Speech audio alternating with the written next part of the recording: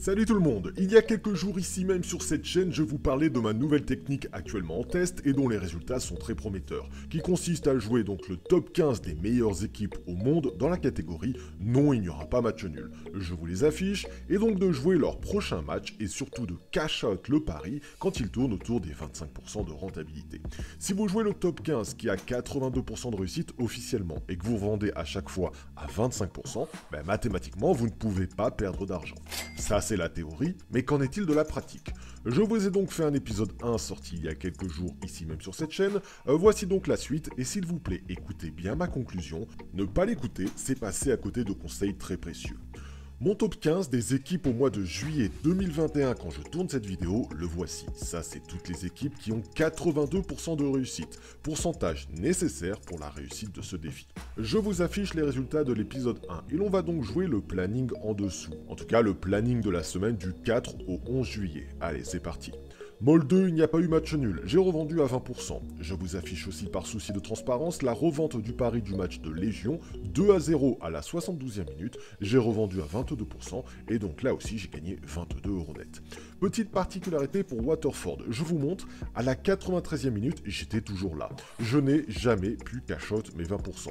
C'est Waterford, équipe outsider à l'extérieur, qui mène au score. Et du coup, j'ai jamais eu mes 20% à la revente. Bon j'ai décidé d'aller au bout, je vous ai montré qu'à la 93e minute, j'étais toujours là. Je vous montre maintenant la fin du match, il y a eu 1-0, mon pari est passé. J'ai pas cash out, du coup je suis allé à la fin du match, j'ai gagné mes 33% de rentabilité et donc mes 33 € net. Franchement, ça me va parfaitement. Par souci de transparence, là aussi, je vous montre le cash-out de Drogheda, c'est filmé. On est à la mi-temps du match. Drogheda qui est donné ultra favori. Et il s'est pris 4 tirs dans la tronche et c'était en réalité pas du tout rassurant. Et je vais être franc avec vous, c'était un samedi soir à 21h15, là au moment où je tourne cette séquence. J'avais pas du tout envie de me taper la deuxième mi-temps d'un match irlandais un samedi soir. J'étais large en positif sur mon tableau des résultats. J'ai 10% à la revente. On est samedi soir. Je cash out, je me casse et je rajoute 10 € net à ma bankroll. Là aussi, c'est filmé en guise de bonne foi. Bon, ça, c'est toutes les équipes qui sont passées sans stresser. Il n'y a rien à signaler dessus, j'ai vraiment pas stressé, c'était top. Mon plan s'est déroulé comme prévu. Bon, en revanche, on a des particularités, et encore une fois, n'oubliez pas d'écouter la conclusion de cette vidéo si vous ne voulez pas vous planter. Justement, si on regarde le match de Sam Gourali, je vous montre la séquence car je l'ai filmé là aussi pour vous prouver que je ne triche pas. On est à la 81e minute, il reste seulement 9 petites minutes à jouer, et l'équipe à domicile mène au score, et pourtant je n'ai que 9% à la revente. Équipe à domicile, mon pari est gagnant, 9 petites minutes à jouer seulement, et je n'ai pas mes 20% à la revente, ce qui n'est absolument pas normal. La raison est simple, c'est que Sam Gourali, c'est le PSG et Tel Aviv, c'est Dijon.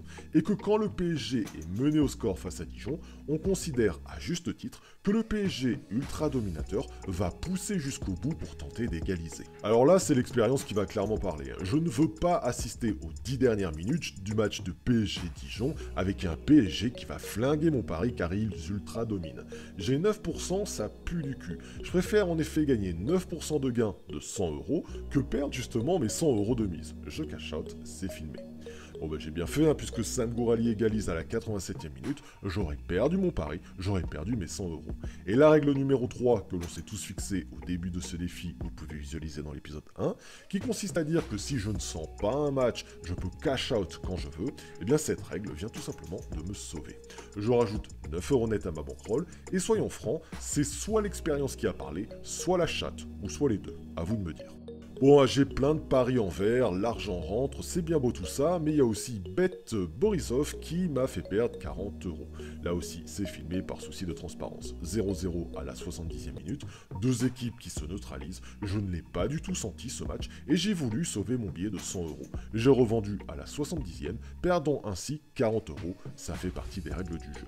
Bon, ça c'était les particularités, mais restons positifs, je gagne tous les autres matchs, et sur ce test, je réalise 142 € net de bénéfices en 10 jours. Au total, entre le 30 juin et le 11 juillet sur cette méthode, c'est donc 11 paris gagnants, 2 paris perdants, un pourcentage de réussite de 84% pour un gain net donc de 142 €. Et c'est à partir de maintenant que vous devez être attentif à ce que je vais dire. J'ai bossé comme un dingue sur cette vidéo, merci à ceux qui mettront un pouce bleu et voici donc ma conclusion. La méthode qui consiste à jouer les équipes à 82% de réussite sur les paris non, il n'y aura pas match nul, et revendre tous nos paris autour des 25% est une technique très fiable sur le papier, car en effet mathématiquement vous serez rentable. 82% de réussite et 25 € net de gain par pari, bah ouais, vous encaissez. J'ai donc testé 10 jours, et il y a 3 points qui en ressortent, écoutez bien les 3 points. Bon, le premier, 10 jours, c'est que dalle. C'est un test très court qui m'a permis de jauger la technique, mais soyons francs, ce n'est pas représentatif. L'échantillon du test est bien trop court. D'ailleurs, si vous voulez aller plus loin que 10 jours, vous pouvez obtenir tout ce que vous avez vu dans cette vidéo sur mon site www.bet-sport.fr pour faire exactement pareil chez vous. Point numéro 2, c'est très technique comme méthode. J'ai revendu Sam Gourali à la 81e minute car en face c'était ultra dominateur et j'ai bien fait. L'équipe favori a égalisé et je l'ai senti venir. Ce que je veux vous faire comprendre, c'est que j'ai assisté au match en live, j'ai suivi le match et ses statistiques en direct. J'ai pas lâché l'écran et j'ai bien senti la douille arriver. Cette expérience, cette faculté à cash out au bon moment, vous l'aurez vous aussi, mais seulement après plusieurs mois de pratique, car ça reste quand même assez technique tout ça. Et ça me mène donc au point numéro 3, c'est un marathon sur 1 an je pense. En réalité je crois vraiment en cette technique, mathématiquement 82% de réussite sur 25% à la revente, c'est infaillible. Mais il faudrait faire un bilan de 1 an, et je pense que toute personne qui s'engage dans cette technique doit être conscient que 82% de réussite, ça veut aussi dire 18% d'échec. Vous allez perdre 18% de vos trades, et sur des mises de 100 €, ben vaut mieux être au courant que c'est un marathon avec une bankroll qui doit être au minimum de 1000 € pour pouvoir encaisser la variance. Mon ressenti personnel sur cette technique, c'est que si j'avais 10 heures de temps libre par semaine, bah en vrai je la ferais à l'année. Pour moi c'est fiable et c'est value. Si tu as de l'expérience en trading, du temps libre et que tu maîtrises bien ton sujet, alors fonce, tu vas vivre des sensations de fou. Mais quoi qu'il arrive, ne fais pas ton bilan avant 1 an et un échantillon d'au moins 200 trades. Un grand merci pour le pouce bleu sur cette vidéo et si vous voulez tenter l'expérience, je vous ai mis tout le nécessaire dans le descriptif de cette vidéo. D'ici là, bon gain à tous.